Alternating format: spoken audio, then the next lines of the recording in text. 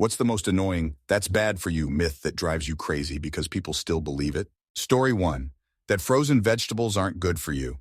Just because they're easy and cheap doesn't make them unhealthy. Answer, I've even heard an argument that frozen fruits and vegetables might even be better because they are snap frozen shortly after being picked/dug up, etc. Whereas fresh fruits and veggie are losing quality during the time that they are packed, transported, stocked, etc.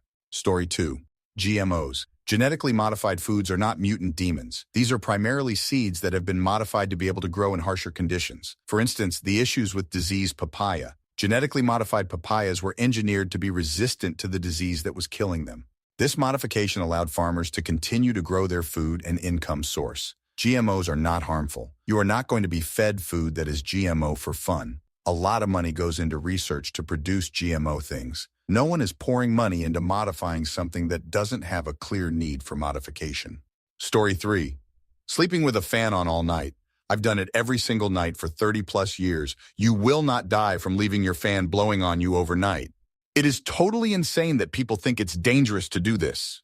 Story 4. Wearing a mask means you breathe in your own viruses and get sick from them. WTF does that even mean? If it's already in me, how is re-inhaling them going to get me sick? Sometimes I've had people claim I'd suffocate wearing one. Answer, there is a kernel of truth to the masks making you sick. If you wear the same mask for long enough without switching out or washing them, like my workplace tried to mandate early in the pandemic, bacteria and fungi can grow on it. I was told I would have to wear the same mask for 2 weeks at a time. That is more than enough time for bacteria to grow. Story 5. You have to wash your chicken. No, you don't. That stuff on there is fat. Not some kind of mystery gross substance that inexplicably winds up on only chicken. Also, on a related note, eating animal fat doesn't just inherently make you fat. Your body doesn't take animal fat and just move it and let it sit or whatever. It gets processed through your digestive system, and whatever calories from it you don't expend gets stored as fat. Story 6. Diet soda. It's literally a big sugar propaganda campaign. Answer. I will say, though, that I really wish brands were required to advertise their use of sugar alternatives better. Not because I'm one of those natural =sign healthy people. Sugar alcohols just give me awful stomach problems. IBS Club, woo, and I hate the aftertaste of stevia. I'd rather know up front that there's real sugar in something and just choose a smaller portion, versus having to be the annoying person holding up the line to check ingredients. Answer, ooh yes. Granted, I wouldn't be surprised if artificial sweeteners had some health concerns, but the evidence of the dangers of regular soda is much, much more compelling and consistent than the evidence of the dangers of diet soda. At least historically, Reddit has been obsessed with the anti-diet soda philosophy, probably because it makes people here feel less bad about their excessive sugar content. Story 7. Not using shampoo every day. Especially for those of us with curly hair, it is not good to dry your scalp hair out with detergents every day. Once a week or so is sufficient for a lot of people. On the other side, I know people who think washing your hands is bad for you because you need to build your immune system, which is its own special kind of dumb. Story 8. Nuclear power is unsafe and dirty. It can be, it has been, but doesn't have to be. New molten sodium-cooled reactors are a giant step forward. There are lots of applications for less active, short half-life, spent fuel, more methods for recycling spent fuel into other useful and less dangerous and persistent isotopes, and granular fuel pellets individually encased in ceramics. The no-nuke activists shoulder some of the responsibility for the energy crisis by slowing advancement of the science since the 1970s. Yes, it's time to move on with the technology. It's not 1976 anymore. Bring forth the bashing. Story 9. I've had quite a few people tell me that non-water drinks don't count as water intake. Coffee, tea, milk, Gatorade, water with Mio in it, etc. They tell me that it doesn't give your body water like plain water does and doesn't count for the 8 cups a day or whatever. Yes, it does. Now, moderation and variety is key. You can't just slam only coffee as it's going to make you pee quick. But what do they think is the base for all of it? Water. I hate plain water. I want some pizzazz when I'm drinking a beverage.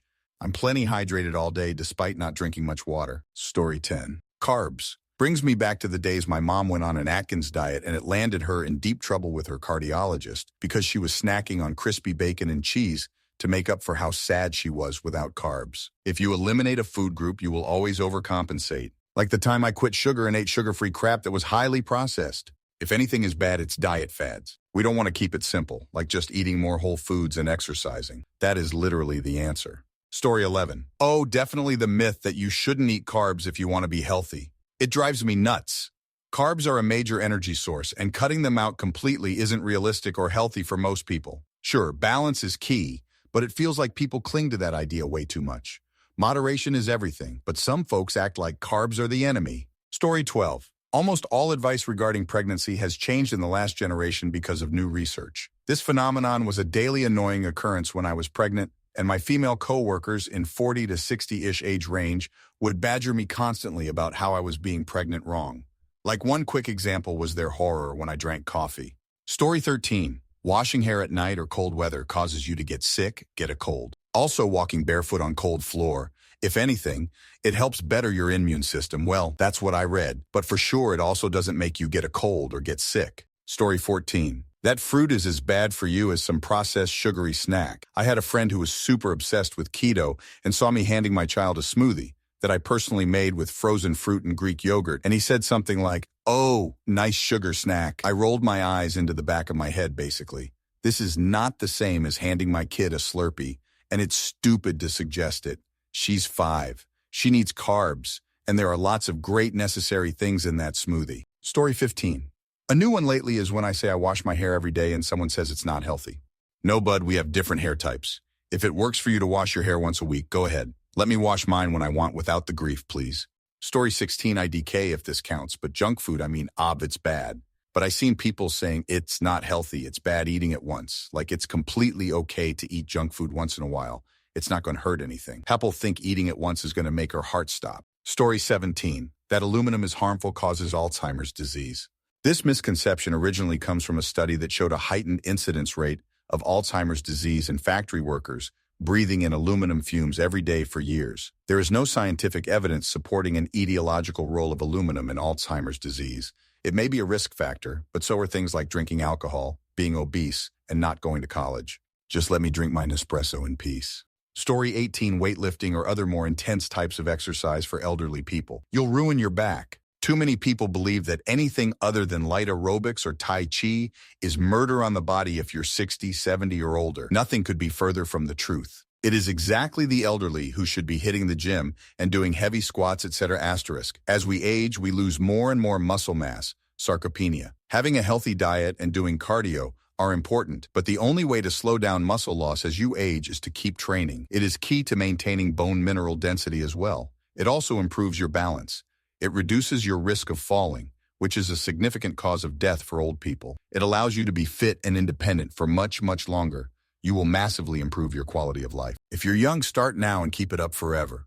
If you're older, check in with your doctor, get a personal trainer, and start lifting. You can be a powerlifting grandma.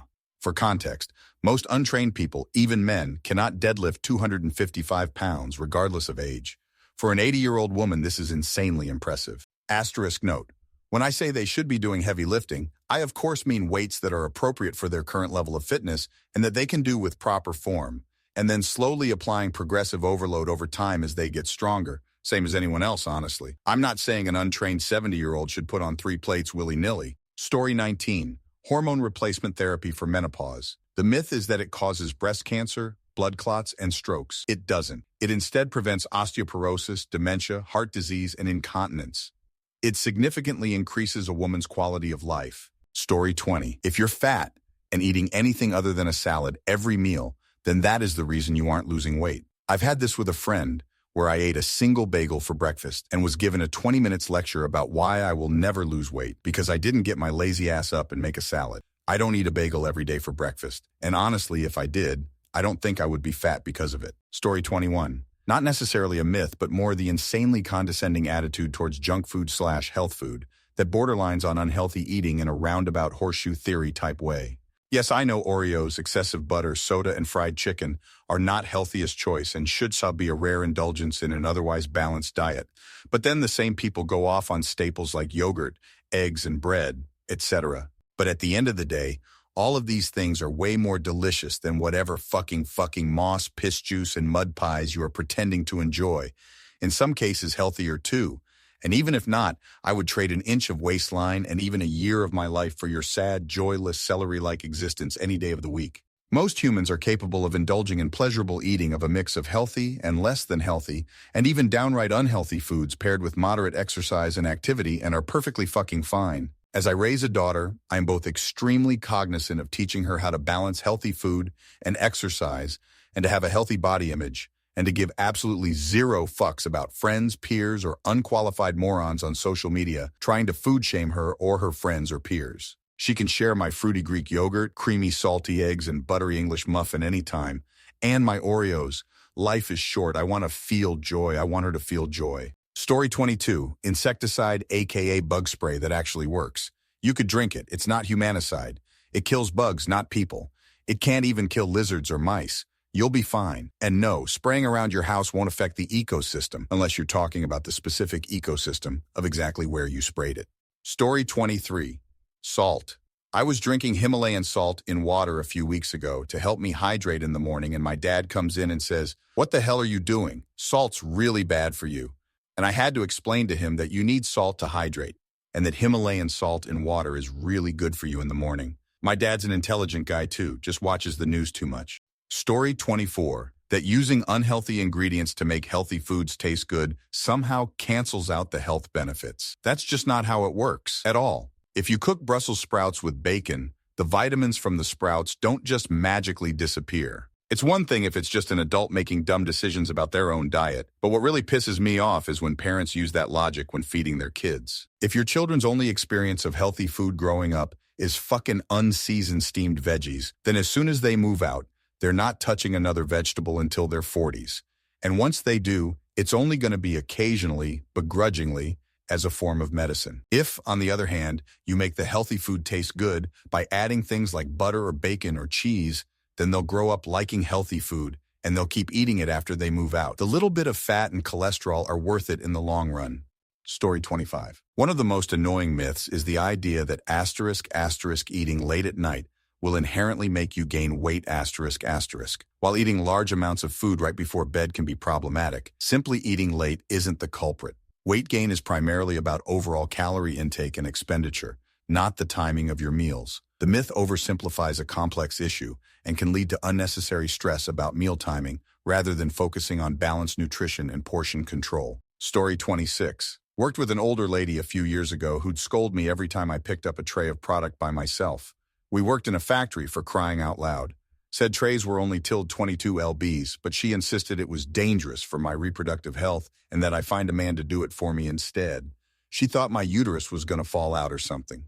Story 27. Anything about food. Everything's bad if you eat too much or too little of it. Some food has more nutritional benefits than others, and some has very little. But it doesn't mean you should avoid certain foods and force others down your gullet. I think once you practice a healthy diet and aren't a picky eater, you can feel what you really crave and eat that, even if it's just craving water. Story 28. Not exactly bad for you, but kind of sugar rush. Sugar in itself is bad for you, but it doesn't somehow get used by your body in an insanely quick way to create a mass amount of energy that makes you/kids hyper. That's not how biology works. It's the surrounding stimuli that are inherent in settings where there usually is lots of sugar, like parties. Kids get hyper at parties with lots of kids around them. There have been studies that show that the exact same thing happened to kids eating healthy snacks as with sugary snacks in the same environment. The only real difference was that the sugary snack eaters didn't get good nutrition and long-lasting carbs and started tiring out and feeling bad, crashing, one might say, earlier than the healthy snack counterparts. Story 29, Mitch. If you don't eat jars at the time, it's fine. There is a lot in tomato, Parmigiano Reggiano, soy sauce, mushrooms, fish sauce, etc. It's also added to every processed food and snack like hot dogs and chips. But when people add it themselves, or when they eat Chinese takeout, it's bad for you.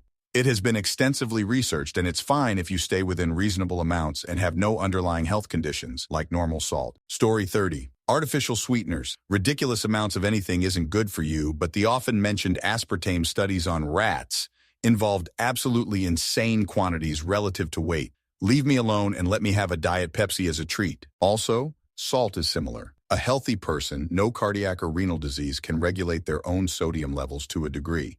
As long as you aren't shoveling pure salt into your mouth, you'll be perfectly fine with a little sprinkle on your food. Again, this pertains to a person with normal cardiac and kidney function. If your doctor has asked you to reduce sodium, please do. Story 31. This might not be related, but I had people laugh at me or look at me funny when I tell them I want to make music for a living. I put countless of hours learning different instruments and how to mix, and funny enough, I've been surrounding myself with people who do music as well. Story 32. Having a fever is bad for you. Not all fevers are created equal. Fevers are your body's natural way of defending itself. If you take something to bring your temp down, it's harder for your body to fight off whatever it's trying to fight. It's okay to have a fever, below a certain threshold, of course. Personally, I am out the belief that if I can raise my temp, I can fight and ultimately get over it much faster. Story 33 2 that always get my goat and are related. That cell phones and microwaves can cause cancer via the radiation they emit. TLDR. There is no credible evidence that either device can cause cancer during normal operation. It is not possible. They can't.